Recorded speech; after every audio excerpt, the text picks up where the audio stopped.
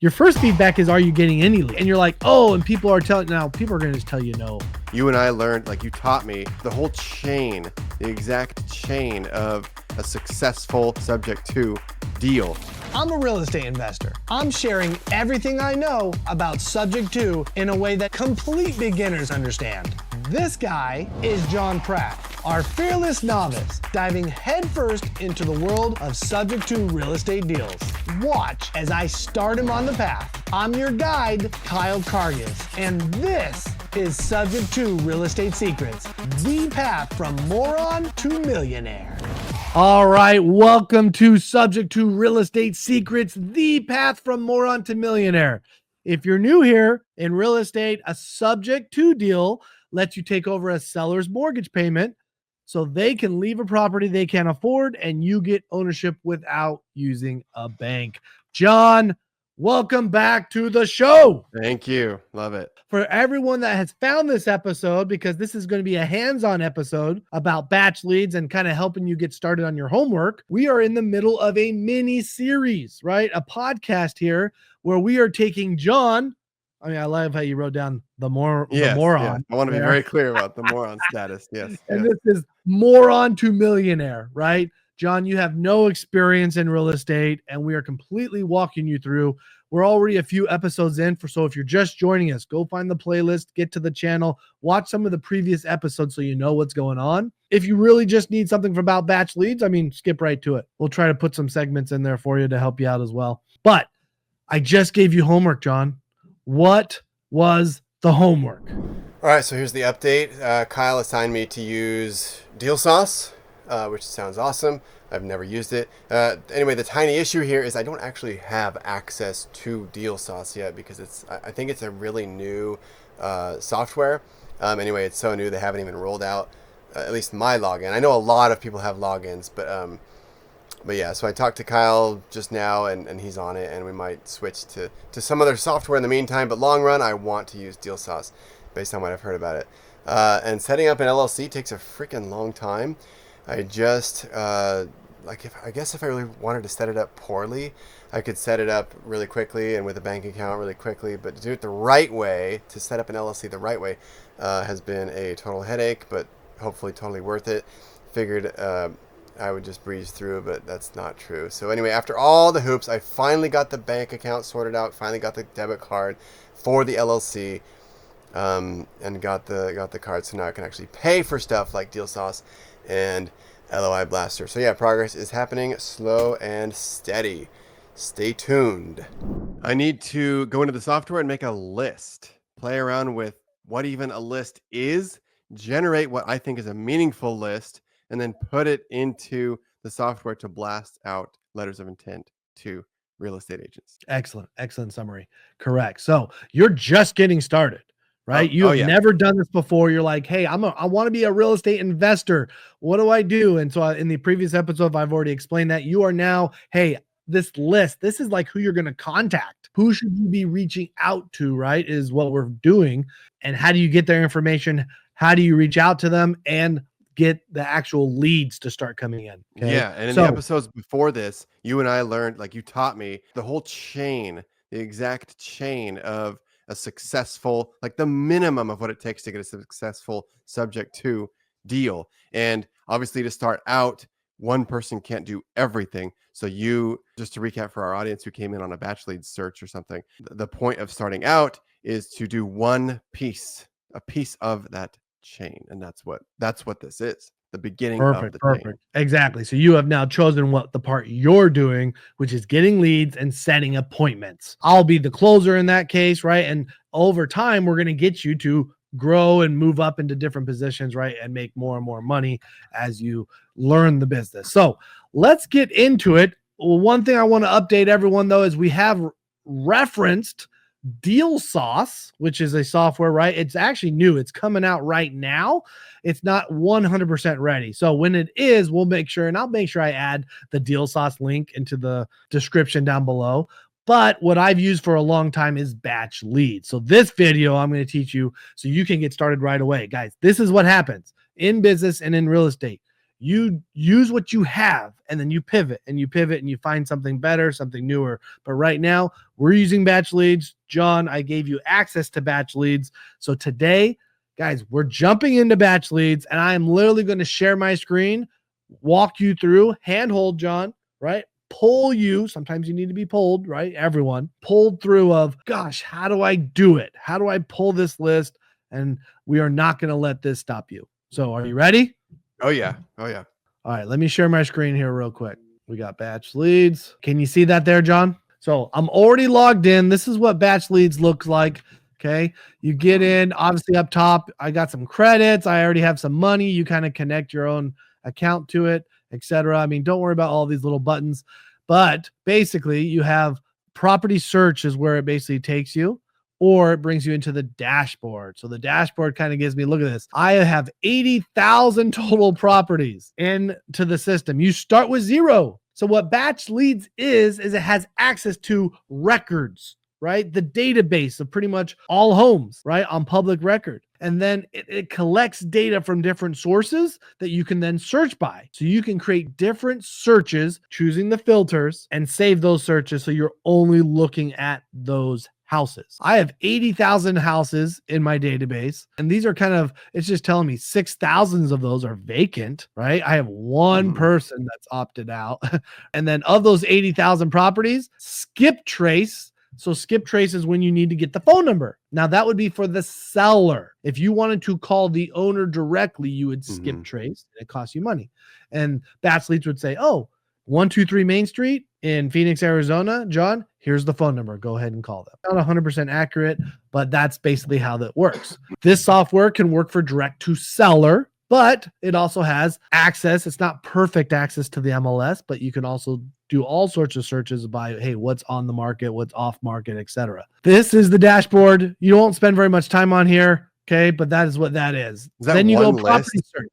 80,000 is that one list, or is 80,000 the sum of all your lists? 80,000 is the sum, not of lists, of all the addresses I have. Based on, and this just isn't Phoenix, Arizona, where I am, we invest in about 8 different states. But people could do this, across the whole United States. So that's the dashboard. That's your quick summary. What you'll do a lot is you'll come in here to the property search. Now you're trying to make a list. Okay. You can see this is a property I'd already looked at. But if I clear that out, okay, you can do different things. Look, see this little arrow? If you're not seeing that, you click it and it pops it down. These ones are quick filters. Okay. So at the beginning, I can click all. Okay. So for example, location. Let's say I wanted to do Phoenix. I could literally type in Phoenix, Arizona. Look at that. Drew a line around Phoenix, Arizona. Look at this. It found how many properties, John? 420,000. This is certainly not listed properties, right? Nope. Right. Look at the top here. Let's see how this says all and then off market and on market. Okay. Got it. Oh, so okay. Got it. There are 420,000 records or properties, right? If I type in just Phoenix. Okay. That's like all the houses. That's like every house. Yeah. Yeah. That's like every house in Phoenix. I could type in anywhere in the country. And then look at this. Of those houses, it's already telling you that there's 148,000 absentee owners. What does that mean, John? So that, I suppose that means the owner does not live in the house as their primary residence. Correct. The owner has a different address on file for their primary residence. So they do not live in the home. So there's 148,000. That could be either vacant houses or a rental or right, different things like that. There's 8 on-market deals is what it says. Deals, it's going to have a certain criteria for deals. That doesn't mean that there's only 8 houses on the market. I'll show you in just a second. So all of these rectangles or squares up here, these are all the quick filters. So BatchLeads is trying to give you a cheat sheet and saying, here's some pre-made filters for you, John. So if you didn't want to do the work and make your own filter, you're just doing these pre-made filters. Or if you wanted to cold call manually, I suppose. All of it could be cold calling manually. Right now, we're just creating the filter, though, of which houses you would cold call. If you wanted to just, hey, you know what? I want to reach out to everyone that has an absentee owner. You could just click this. There's 546. Look, I could click this right here. There's 546 houses in Phoenix right now in pre-foreclosure. Boom. I can see the addresses. I can see the information about the houses. Tired landlords. I could click this. A tired landlord. What is that? Can we define that? What is Great it? question. Tired Tired landlord, and you can most of the time you can hover over Oh, it'll give a little hint. and it'll give you a little hint. I don't think it happened. What I can tell you is I think it's either 10 years or 15 years Okay. of ownership. So it's assuming if someone owns the house for so long, there's a chance of them being a tired landlord. Okay. Okay. But you can, you're able to see kind of and look up these different definitions. Okay. Tired landlords, you got tired listings. And as I scroll through here, you got new listings, corporate owned, right? So that could be owned by entities, LLCs, in-state absentee owner. Mm-hmm. You saw look at that at the beginning. So there's 148,000 absentee owners, and there's only 112 of those still have their address in Arizona. You have 271 of those are owner occupied. There's actually 8,600 vacant houses. They're just straight up vacant. Straight up vacant, at least according to like it uses, I told you, different resources. So this could be on record for mail. They don't have an address for forwarded mail, etc. And they've already found out that no one lives in the house. So vacant, active listings. That's what I've talked about. That's MLS. Pending, recently sold. They have, look at all these filters they've done. If you want, there's 165,000 of those 420 that are free and clear. No mortgage on them. See all the records I'm talking about? They're pulling records from the mortgage companies that have, hey, is there a mortgage on this or not? There are so many databases that they're pulling from for this information. You can search by everything. Look at that. No HOA fees if you want, a non-HOA area. Vacant lot for sell by owner. Okay. These are all pre-made. We're going to talk about is those aren't going to be exactly what you want. Right. And they only have one filter each. Correct. And the coolest part is that's what stack filters. Yeah. You can stack filters and you can make a list. Here's the coolest part, John, and everyone listening. You can stack filters, add a bunch together and really whittle it down. And then you could also stack lists. So let's say you said, John, what if you told me, Kyle, I want to do pre-foreclosures, people that are in foreclosure. We could go do pre-foreclosure 546. Do you see that, John, right here? Yeah. Then you said, Kyle, I also want the pre-foreclosure. What if they have like a mechanics lien on it, right? What if they owe taxes? What if I also want them to be absentee so they're not living in the house? You could stack that because, John, if they have more than one problem, are they more motivated or less motivated? Yes. Way more motivated. Potentially. Yeah. Exactly. So the whole point here is, would you want to mail all 420,000 people that has a record? No, you want to target the list so you could target your message, what I would call as a marketer, click through. If you blast 420,000 properties, you're going to get like a 1% response. And then of those 1%, you get like a 0.0001% successful next round, whatever. How many people might get upset at you? Probably 420,000. Because do businesses just blast everything and all things? No, they're going to mail when a store needs to mail and try to get people in. If it's a store in Arizona, are they sending mailers out to Delaware? It's targeted. They have zip codes. It's targeted, of course. Save your time. You only have so much time. You only have so much money.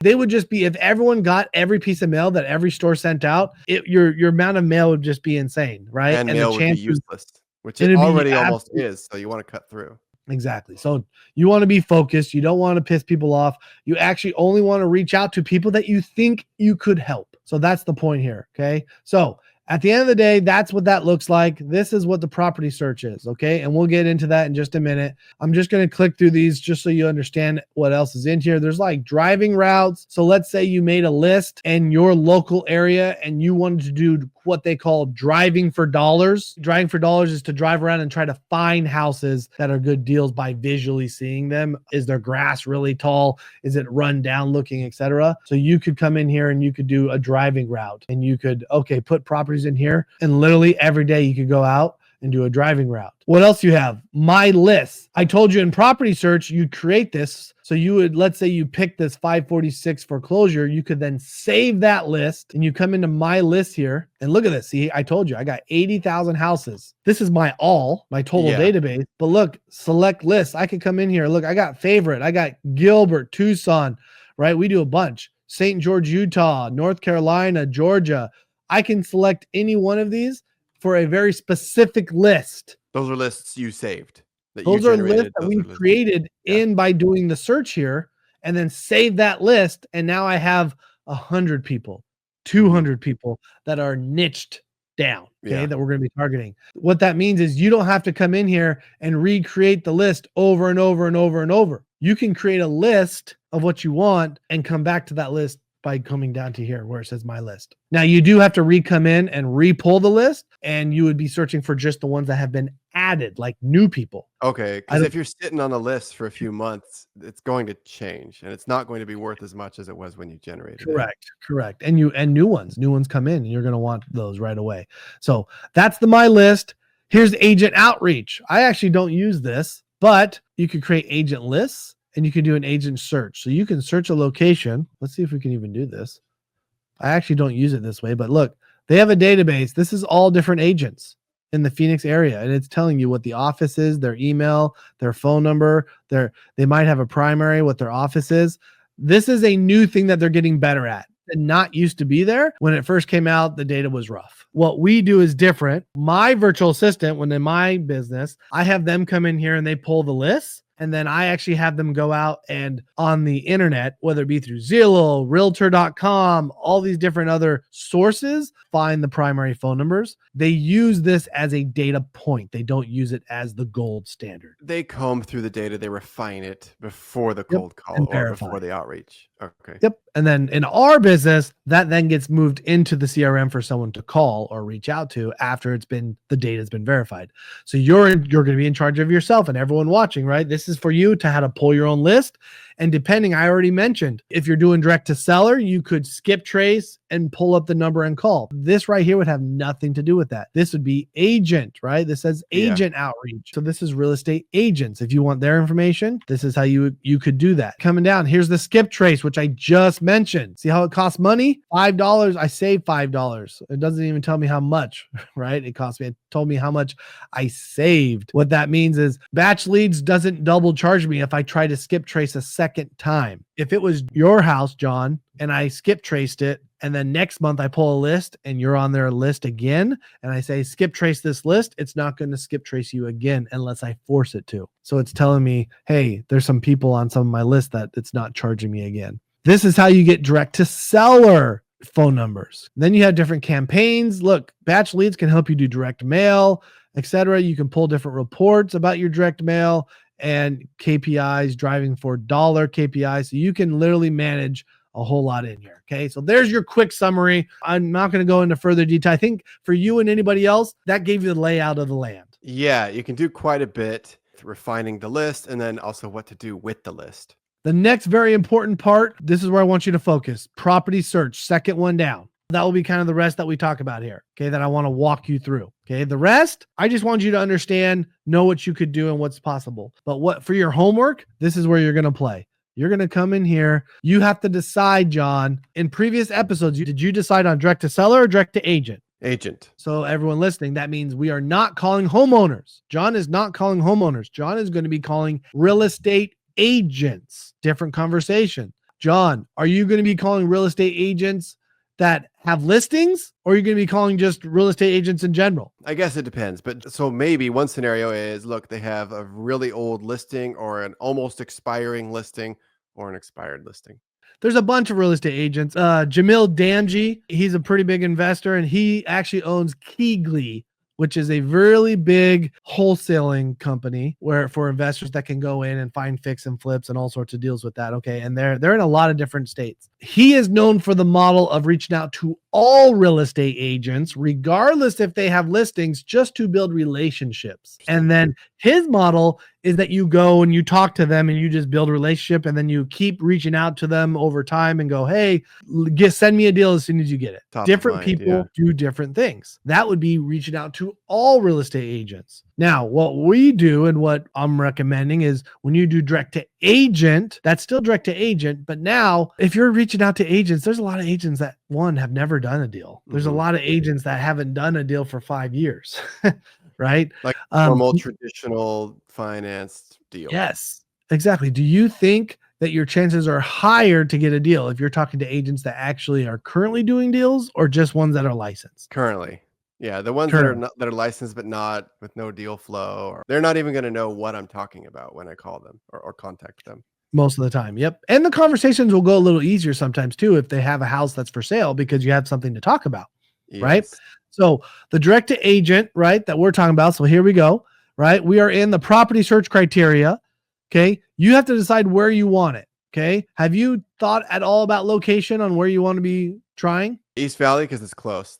That's my only. No, Okay. I So haven't. I typed in I Phoenix, did. but Yeah. one option you can have, right, is I can click remove boundary here and you can come in here just like on all these other stuff and see you can see a little pen, boundary search, right? So let's say you said, okay, Kyle, I want, and you'll be Yeah. drawing this yourself. Okay. Yeah. You draw an area.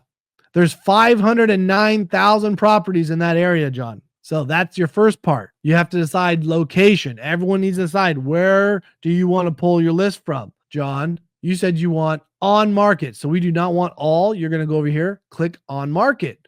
So instead of 509,000, what do we have here, Whittled it John? down quite a bit. Only I guess 5,700. Yeah. Yeah. I say whittled it down, but really we narrowed it down. This might be the wrong list ultimately, but we're seeing what we get here. Exactly. And I'm teaching you. So Yeah. we narrowed it down to just this small area. Then we said we only want on market properties. So there's 5,775 properties that are on the MLS. So right above this total, do you see how this box right above here has like a yes? It says MLS on market, yes. Yeah. This is where you stack. That's the only filter. So right here, I click this button up here. It says on filter. See how it says one? That means we only have one item. So if I click this, I can say, look, here's the quick filters.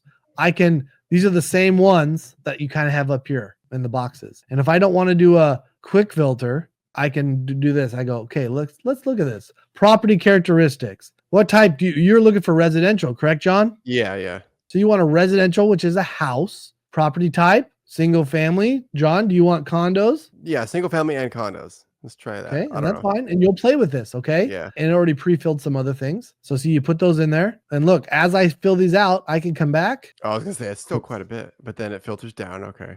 Now it's 47.95. Okay. So as I go through here, it's gonna, and every time I have to say C and C, you see the button down here where it says C 4.8 thousand properties. You might say, do you want 1-bedroom houses, John? What's your minimum bedroom count? Let's say 2. Let's say 2-bedroom minimum. Are you okay with 1 bathroom or do you need 2? Let's do 2. Okay. Look at this. We're already down to 4.3. Do you have a square feet on a house size that you want minimum? When I'm thinking of this, I'm thinking houses that would be good candidates for some sort of disposition at the end of the chain. Perfect. Not just my usage, but exactly. Your usage is you're not holding these, right? For everyone that's just finding this video, right? This mini series was, hey, I want to wholesale these and make money first. Yeah. So personally, I want, 1 million bedrooms, whatever. But yeah, for the disposition, I need probably at least 2, just because I think 1 bedroom is not a very good. It just doesn't. Right. Well, think about it. Something that you would want, probably someone else is going to want to. Yeah. Okay. Right. Yeah. Now you don't have to have everything filled out here, but maybe you say, what if you say, hey, I don't want anything less than 1,000 square feet. Sure. I don't want the super small house. Okay. You could do year built, lot size, stories. You could do all of that. You could look at this. You could do freaking air conditioning, anything that they can kind of pull from that garage. You can filter by all that stuff. Type of building, individual unit. We already kind of have that because it's kind of listed as single family, right? That we already chose. An interesting filter that would cut it down quite a bit is time on market. So I wonder what that. So you're thinking, you're doing good. You're thinking ahead. So this was property. Do you see this? Yeah. Property characteristics. So that was about the house itself. MLS, you can see there's a 1 already. Why? Because did you see up top where I clicked on market at the beginning? It already put it here. Hey, it's on market. Let's go. Do you want active? Yes. Yeah. There's 3.2K active. Do you want pending as well? I think there's less of a chance if it's already pending. Yeah. What is pending? They're already under contract with somebody else. So let's just say active for now. This is a new thing. Select deal potential. So if you're trying to get a certain percentage of ARV or a certain dollar amount might be if you're looking for a cash deal. You might say, hey, I want a certain dollar amount or whatever. BatchLeads has some built-in filters here that only shows you ones that might possibly work. What's ARV? I've heard it before, but great question. After repair value. Got it. Okay. Yeah. So for you, not that important. Yeah, but more with like flips and stuff. Yes, exactly. After repair, because they're looking for homes that are beat up, that need a bunch of work. You're kind of looking for houses that are on the MLS ready to go. Their problem isn't necessarily the condition of the house. Their Yeah. problem is something else. Yeah, that's so they start from ARV so they can work backwards on the deal. Exactly. Okay. Look at this. You can do MLS description. So what if you did want to search for a house that was handyman special? You could type in the word handyman. You could listing date. If you said, Kyle, I want anything that has a listing date of a certain thing, you could type in all that. You've a failed listing. When did that listing expire? Right? And when do they expire? Is there a day count strictly? No, great question. So they can all vary. Every real estate agent is going to have a contract with their seller for a certain amount of time. The default will be 6 months. Okay. However, it could be 1 month, 3 months. It could be a year. Most are 6 months. Why do you think you might want to, why would anyone ever want to know when there's a failed listing? As an investor, you want to reach out to the agent and ultimately the seller as soon as the listing fails or soon after to be first. Yeah. To stay perfect. top of mind. And you can see the different options they have here is because it could be direct to agent or direct to seller. If you said, wow, failed listing, they just fired their agent. Okay, let me go talk to them. They wanted to sell this house. Clearly, they put it up for sale. They failed and couldn't get it done. I'm going to call them right now and see, hey, they can even save on realtor fees now. So like you said, it's in the contract between seller and agent. When the listing fails, the agent would want it as far out as possible. The seller's incentivized opposite. So when they negotiate on a date, I guess that does constitute a failure on the part of the agent. So I would not call the agent if the listing failed. Sometimes people still do because they're like, hey, agent, you just lost your commission. Let me help you try to get something.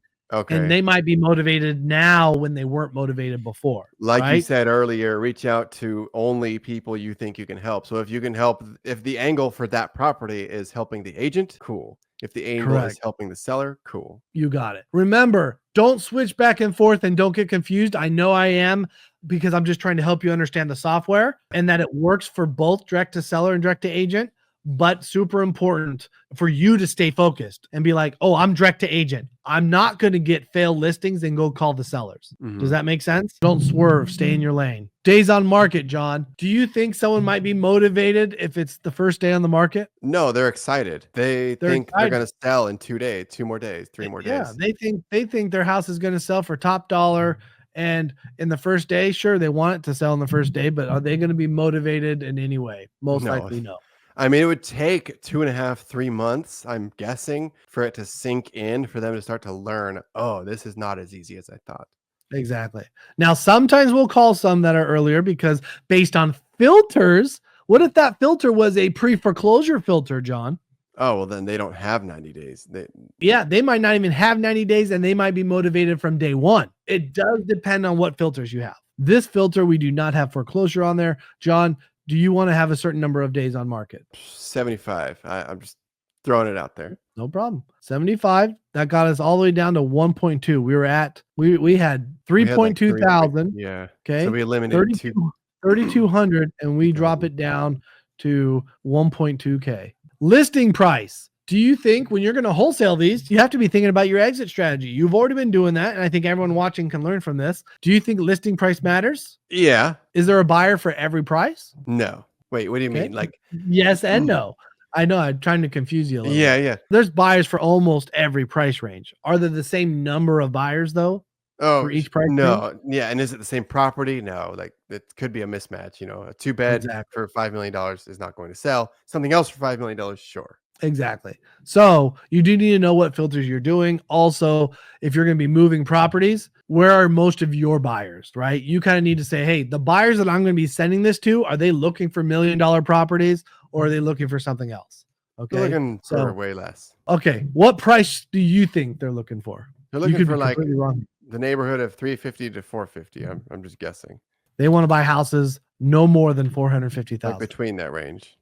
I'm just guessing. Yeah. But also they're not really shopping for an $80,000 house. And I don't know if there's some typo on MLS. What do you want on the bottom? Let's say 120. I don't know. Remember, you're going to play with this. I'm walking you through this. Okay. How many properties do we have now, John? 200. What did it say? 257.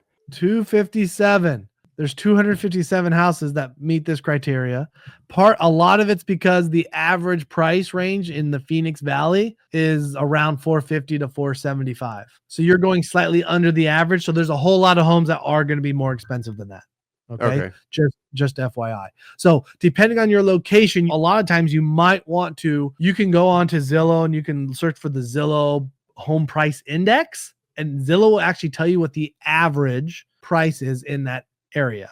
So you could type in Phoenix and find out what it is. Because where are most of your buyers going to be, John? Are they going to be at the average and lower? Yes. Okay. And look at this, listed below market price. And everyone can see John taking notes here. So anyone watching, if you don't have a notebook, shame on you. You got to grab a notebook. Yeah.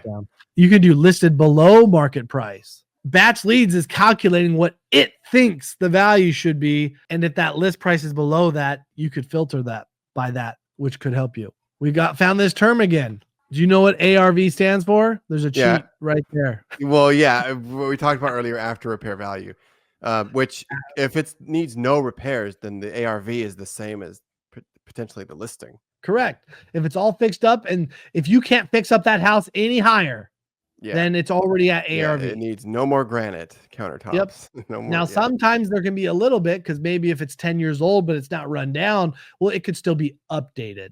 And there could be, does that mean a flipper is willing to do that? No, because there might not be enough profit and spread in there. Depending on the neighborhood, depending on his buyers who are lined up. Yeah, exactly. So in your case, you're not doing a flip. So who cares about ARV? Yeah. And let's keep moving through here. So that was MLS status. Look what else you can do. Pre-foreclosure. I talked to you about that. And different states have different things, but they're called, when someone gets notified that they're in pre-foreclosure, there's a notice of default. Hey, you're now in default. That's the bank telling them. Yes. And that's public record that goes on and says, hey, this house, they are missing. They're in default. And then look at this. There is notice of sale. The sale is actually going to happen now. The first part was just saying that they're in default, not making payments. You could find a notice of lis pendens, which is like a lawsuit, some sort of lawsuit, an active auction. You could actually exclude foreclosures. So on some of those, like notice of sale and active auction, does that mean that the seller is the bank at that point? All these are when notices of these go out on public record. So the notice of default is only put out by a bank that their lien, the mortgage, etc., on against the property is not being paid anymore. Okay. They have to, in order to start the proceedings, that's the first thing they have to do is say, hey, there's a note, here's your notice of default.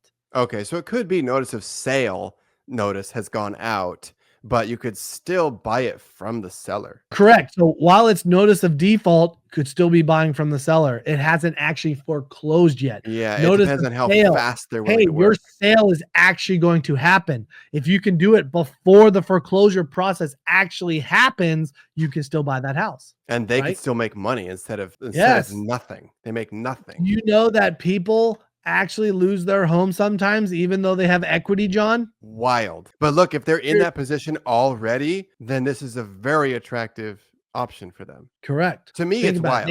To them, it's they put their head in the sand, John. I won't lose my house. I got this figured out. And then all of a sudden they get the notice of default. I'm going to figure it out. Blah, blah, blah, blah, blah.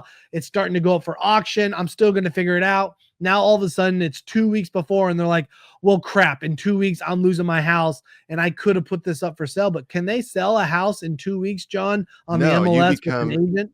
Investors become their very best friends at that point. Yes, exactly. Last resort. You can see there's value. People then ask, why would anyone sell to an investor? Well, if it's a cash offer, it could be that the house is in rough shape. It could be that someone's in pre-foreclosure in the exact circumstance that we just talked about. It could be medical. It could be all sorts of reasons. So that's pre-foreclosure. Ownership info, John. Oh, ownership type. Do you want to buy from a company or individual? Company would be LLC. A lot of times individuals are going to be better leads with what you're doing direct to agent. You could say, hey, I want only houses that are owned for a certain number of years. By very useful and creative. It could be, yes. Because why? Why does years matter in creative? Because you could time it to when interest rates changed. You could. You could say, oh, 5 years. I want less than 5 years, because anyone who has it more than that probably has two things. One, a good interest rate, and two, quite a bit of equity. that they don't want to give up, and they're very fairly potentially comfortable in their house. They're not Right. going to be So motivated. you can see exactly the reasons why you might want that. You could do last sale date as well. So you could say that's almost like number of years. You could say, hey, I want the sale date to be from this exact date on. Last sales price, deed transfer type. Don't worry about this, but when you buy a house, there's different types of deeds that it can be recorded. And sometimes if you're really good and you're like looking for a very specific type of deed that you think you want to target. So for now, you want individual, valuation, and equity, John. Doing creative, direct to agent. How much equity do you think equity comes into play with the type of deals you're going to be looking for? Oh yeah, because the more equity they have, the less likely they probably are to sell creatively, though I guess I don't know. You are correct to a certain point. So for everyone listening and yourself, the most popular and the most likely of people that going to do subject to, which is what we're talking about, but also seller financing, right? It's both creative financing. Seller financing it's their equity. So if someone owns it free and clear, they have no loan, you could do seller financing. However, doing subject to would be taking over a loan. So the less equity somebody has, the more likely they are to just let you take over the loan. Because the more equity somebody has, do you think people want their equity? Yeah, they do want their equity, because if they sold subject to, they would be essentially forfeiting that, depending on what the investor brings to the table. If they only sold subject to, correct. So if the house was worth $400,000 and their loan was for $400,000, you would be coming in and buying that home subject to taking over the mortgage and then probably bringing cash to pay for the agent and closing costs and then just buying the house. If that person had $20,000 in equity, they would either have to forfeit that equity or get some of it. Maybe you said, hey, I'll give you $5,000 of that 20 in order for us to, and I'll give you $5,000 cash at closing. Or maybe you tell them, I'll give you 20,000. I'll get, you know what? I did the math and I can pay you the full 20,000 on top of paying an agent and on top of paying closing costs. And probably like, what is the cost, the personal cost to them to realize that equity? Like if they have 20K in equity, but it's going to cost them like time and money and effort and thinking that they don't necessarily want to do, then 5,000 could be pretty attractive to them. And then I guess you keep the remainder since you're taking on the responsibility. And when you look at it, there's commissions from usually selling with a real estate agent on the MLS. So a lot of times when I calculate and they might have 20,000 in equity, that's if they got their full price, the actual asking price that they have listed, which right now in today's market, are most buyers offering full price? No. So they're going to lose. So what equity they do have, they can only afford to sell the house if it's at listing. It's because their equity is going to pay for the closing costs. Typically, yes, exactly. They'll have some closing costs and the buyers will have some closing costs in a traditional sale, but typically they're having to pay for commissions to the agent. They might have repairs. They might have concessions, which concessions could be like, hey, here's some money because some things need to be fixed on the house, or here's some money to pay to buy Mr. Buyer to buy your interest rate lower. There's all sorts of things that you can get on that. So just because the seller thinks they have $20,000 of equity doesn't mean they'll actually realize, because it's earmarked. It's earmarked for closing. Whereas if their equity is anywhere near or close to, or especially below costs, then they're not going to actually realize that equity. Well, they will, but it's earmarked. Right. Yeah. So sometimes you might give someone all their equity, like say they have only 5,000 in equity, and you'll be like, look, you're not even going to get 5 because no one's offering you your list price. They would have to They're come going to up offer you less. 20. You're going to have to come up with money. You might be able to tell them, hey, I'll give you 5 if you do the subject to. And they don't have to come up with the money. Yes, exactly. So you're really giving them like 25. Yes. In fact, a lot of times the houses we're buying, they're making literally the difference between a traditional sale and what we buy it for. There's times where it's $20,000, $30,000, $50,000 difference. And it's like, well, no, of course it's a no-brainer why they're moving forward with this. I just got off the phone earlier this morning with a real estate agent that was like, I don't understand why anyone would ever do this. And then she starts telling me, like, for example, my house. Oh, I have a loan for like $285. It's worth $600. She's like, I have $350,000 in equity. I'm like, well, you're speaking based on your situation. You would never. Why? Because you could lower your price $100,000 and still have plenty of profit. So there's your your reason for this equity. Okay. Now I will tell you the recommended, you could do dollar amount, right? Estimated equity value, equity range, LTV is loan to value, and you can do even assessed value. Assessed value is like the tax total that the county or the city calculated that they think your property is worth. What I usually do is I would say percentage down here, estimated equity rate. And most of the time I want them to have a max of like say 20% equity. If the house is worth 400, what's 20%? 80,000. That's before their costs. I'm looking for low equity in this search. I want people that just like the example we just talked about, because they don't really have 80,000 in equity, right? Yeah. The biggest fallacy that people think is, oh my gosh, I looked on Zillow. It said my house was worth 400. My bank loan is 300. I have $100,000, John. Let's throw a party. Yeah. Right? Liquid cash. Yeah. Exactly. No, sorry. Your equity is a lot less because most of the time, average price to sell a home because of commissions, buyer and seller agent. Sometimes I know that's a little bit different now, but to be honest, people say it's different, but it's still sellers are mostly paying for buyers agents still because of the concessions, because of closing costs. The average cost to sell a home is 10% Of the of the home, not the equity. not the equity. So that $400,000 home, John, I'm putting 20% of equity. So they think they have $80,000 in equity, but half of that is already gone. Yeah. So they're only going to have 10% probably left. And that's based on a calculation. What do you think's happening in the market right now? In real life, are buyers offering full list? Are buyers going over? Under list is Right? what they're Not in today's thinking. market, right? Someone might be watching this later and being like, hey, that's different. And then you should Sure. adjust here and change this. So it's like by doing 20% here, they're really only at 10% or less. What are they supposed to do, John, if no one's buying their house? If they have to move and they have less than 10% left, Curl up in a ball and die. I don't know. Like find someone like us. find someone like us. A lot of times they might be able to adjust a little bit on their price, but then they're stuck and they're like, well, crap. They what am can't I back supposed to out. do? They can't back down anymore. Else, the more they lower the price, the more money they're gonna have to come up. They can't magically create $10,000-$20,000. So that was valuation. Here's the mortgage. You could come in here and you could look at all this, John. First mortgage, you could say, hey, I only want to find ones that are VA loans or conventional loans or lines of credit. You could search by all of this stuff. You could search by, look, okay, this is cash buyer, cash purchase. Owner type is individual because that was set up at the top. If you're looking for cash buyers, you could do that. That's Demographics. the seller purchased cash. This would be for cash buyers. We don't care about this subject because you're not a cash buyer. You're a creative buyer. Mhm. So if you were an investor trying to, this is just where they're going to put all the filters for people that are cash buyers Oh, to okay, just okay. make it easy for them. That's not to say Yeah. the seller was a cash buyer. No. Okay. They want to know sometimes how many mortgages, what's the purchase amount, purchase date. I hope I'm not saying it wrong though. All properties. See, total equity, all properties. I don't actually use this filter very much, but purchase amount filter uses data obtained from both the assessor's record and the MLS to determine the amount of the most recent purchase. So see how they're gathering the data from multiple sources. The last one here is going to be demographics. You could literally say, I want someone that has lived in the house for so many years. I want someone that makes so much money. I want someone that has children.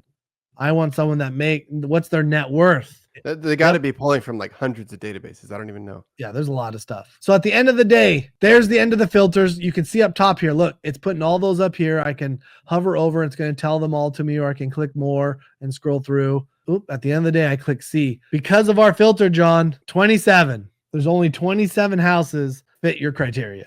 Mhm. Okay. Maybe this is where you start. And then the last thing I'm going to show you. Okay. Now I said show, right? See, this is the filter. Right next to C properties, you can see save search. Do you see that? You can click save search. You can name it something. You can include the map quick filters if you needed to. Look, here's all the written criteria all the way down, everything we chose, and you click save. You don't have to redo every little thing I just said because you're going to want to pull this. Let's say, well, how quick do you think you're going to get through 27 houses? I mean, you could cold call 27 in a day. Very, very manually. quickly. And remember, especially for those that are just finding this video, in the previous videos, go watch them. But we talked about this is how you're finding and creating your list of people who to reach out to. But you have chosen that you're going to go use LOI Blaster, a different software to actually do your reach out. you're going to be reaching out to the agents by email instead of cold calling them originally. Yeah, right? and then follow up, do a quick discovery call, vet them, and then pass them to a closer's calendar, to your calendar. Exactly. Your call is going to be a warm call, not a cold call. It won't take you long to email 27 people. Yeah. And guess what? LOI Blaster can do it all at the same time. Yeah. So clearly you're going to work on your filters because you're going to find out that you might want 50 people in a day. You might want 75 people in a day. You're clearly going to have to expand beyond the filters that we just did. Yeah, because if I blast out 27 emails, one person is going to respond. I'm going to discovery call them. They're not going to answer. Maybe another person's going to respond. I'm going to warm call them and they'll be interested, and then it'll fall through. Exactly. This was super important. I needed to walk you through. Everyone else watching, I remember how I felt, and that this can be overwhelming, and it's just good to have someone walk you through it. Know that you can then save it. You don't have to Now you will have to do separate saved searches, even if it's the same criteria for different locations. So let's say you're going to do Phoenix and Tucson. Yeah. You would have to do a filter with the drawing. It's 2 separate lists. And then when you pull that list, you can save it with the date. So then maybe you pull the list like next week again, and you find the new people. Maybe there's 5 or 10 or more new people on that list, and then reach out to them. So if I really dial in a list, I could keep all the parameters roughly the same and just work through that each week. Correct. Exactly. That's exactly what we do. And how I qualify that is basically feedback from the closer. Look, these are crappy leads. Yes. You need a new list. Your list Exactly. sucks. Your first feedback is, are you getting any leads? Right. And you're like, oh, and people are going to just tell you no, right? Because there might not be a good fit. Right. But like, you're going to work on that. But yes, the second feedback, the closer's like, nope, this was not a deal. Yeah. Wasting my time. Yeah. You're wasting my time. Hey, they might tell you, hey, add this to your filter. And then you can adjust that and keep going. The rest of your homework, right? Your homework from the last episode was you're going to be going out. You're going to be doing everything we just told you, and you're going to be doing it in BatchLeads for now. And so I'll also put a link down below for anyone that's watching that needs BatchLeads, right? Because it doesn't cost that much. You don't have to have someone like me that has BatchLeads. Anyone can go out and just buy BatchLeads. I think right now they even have a special because we're right around Black Friday. I'll put a code down too in case it's not like around Black Friday. Someone can click that link, and I believe it gives them a discount to at least get started. And so, John, you need to go do this. You export. Once you get all your leads, don't forget, you don't leave them in BatchLeads. Yeah, they don't do anything sitting there. Yeah. They're not doing that for you. You need to get them into the LOI Blaster. You will export them and then import them into the LOI Blaster and send them out that way. This has been great. This was absolutely, I think there's a lot of value here. People are going to love it. John, any last questions? My light just died. No last question. Sorry. No, just taking exhaustive notes here. Dude, I love this. This is insane. It's like these Zillow parameters. You can play around on Zillow, which is free, but also there's nowhere near the amount of filters or databases being pulled when you search on Zillow. It's like Zillow on steroids for investors. Exactly. Perfect. Let's wrap it up here. Anyone else watching, watch the rest of the episodes. We're going to add this into the playlist. Search us, right? I'm on IG at the Kyle Kargas. We'll help you in any way we can. Until next time, John, do your homework. Awesome. Will do. Thank you.